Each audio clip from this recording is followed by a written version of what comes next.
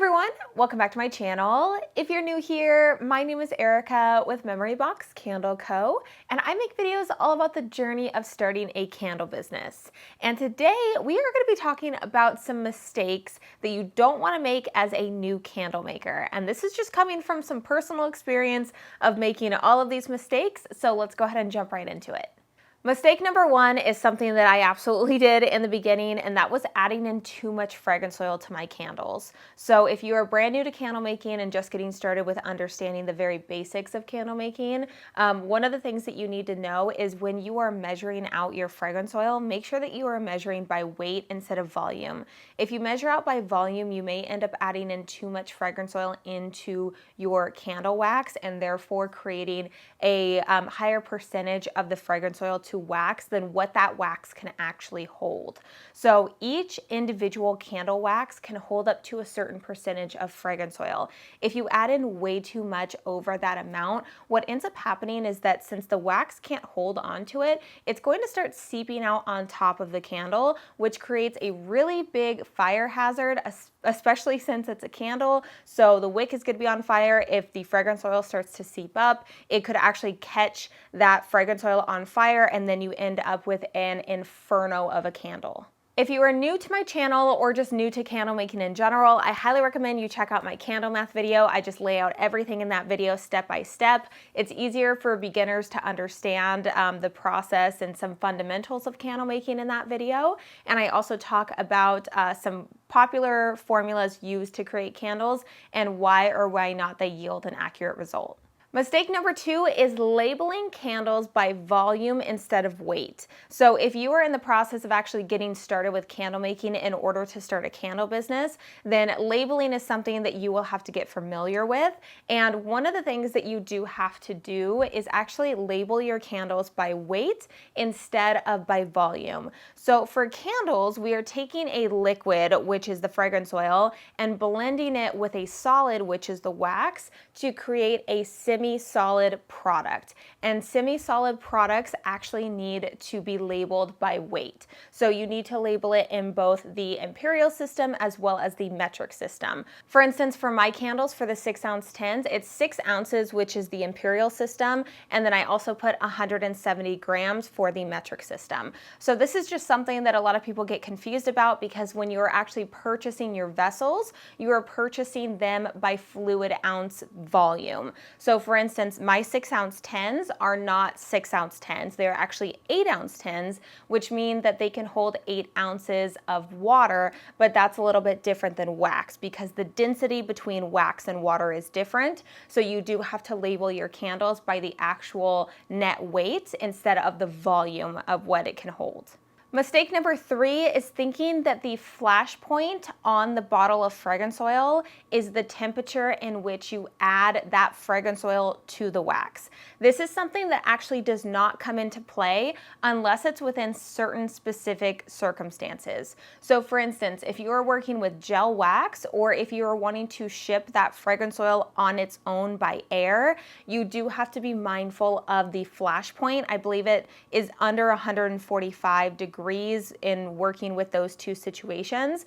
But beyond that, you don't have to worry about the flash point.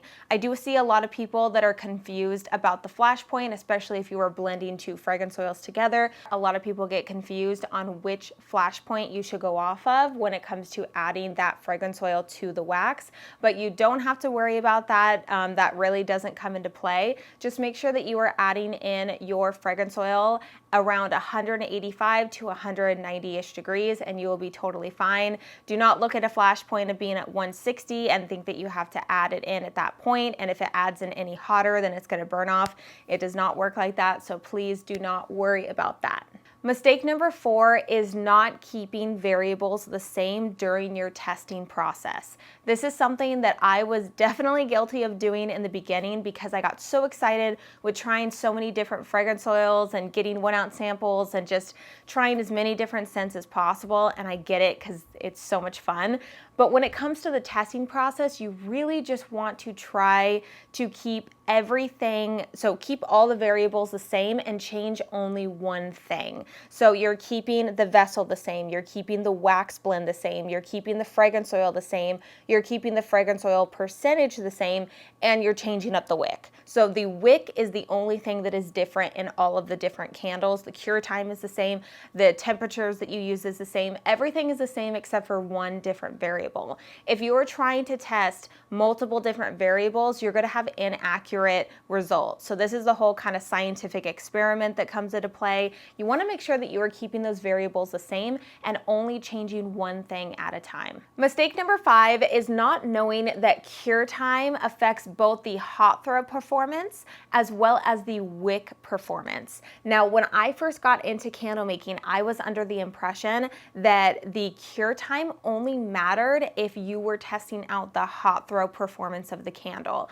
I had read in so many places that if you were testing out the wick performance, then you didn't have to wait that full cure time, but that is actually not the case, especially if you are working with waxes like soy wax or coconut wax that continue to harden over its lifetime or continue to cure and further harden during that process. That is something that I had learned that actually makes a difference in the wick testing process. So make sure that no matter if you are testing out the wick performance or the hot throw performance, that you are waiting at least 2 weeks in order to test. And the last and final mistake that I wanted to talk about in today's video, mistake number 6, is judging the pass or fail of a candle burn test by only the first burn session. And what I mean by that is it's really hard to determine in certain situations if a candle is going to be a good performing candle or a poor performing candle just based off of that first 4-hour burn session. There are, of course, instances where, let's say you are using one Eco 1 wick in a 4-inch diameter candle and it's tunneling ridiculously. You know it's gonna be a fail no matter what. But other instances where it's kind of close or you're not too certain, but you kind of lean on the side of just basing it off of that first burn. And what I would recommend for you to do is absolutely burn test more. So do the second burn, the third burn, the fourth burn. Sometimes a candle that you think is going to be a pass in the first burn, when you get it down to that fourth burn, it could be burning way, way, way too hot, or it could absolutely distinguish itself. So the candle wick could not be powerful enough. I have had that happen before where the first and second burn is great, but by the third burn, it's starting to tunnel and the wick burns itself out. So you never know unless you do those extra burn cycles. So never just take that first burn cycle as face value. Make sure that you burn test even more just to determine if it really is a pass or fail. But with that, I think I'm going to end today's video right here. I really hope you enjoyed today's video. If you did, make sure to give this video a thumbs up as well as subscribe to the channel if you haven't already.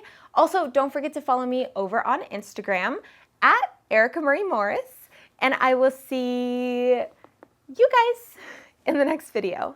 Bye guys.